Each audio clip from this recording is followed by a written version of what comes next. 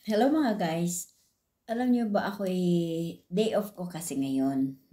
Galing ako sa Firenze. Ngayon, nagkita ako sa dinadaanan ko merong isang negosyo na prutasan.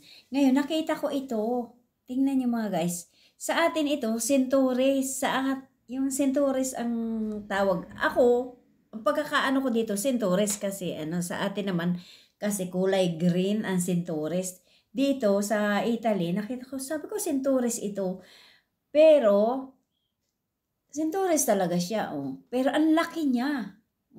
Tingnan niyo mga ka-idol, oh. Ang laki niya. Centuries na centuries. Ang bango pa. Parang ang sarap kainin. Thank you so much for watching.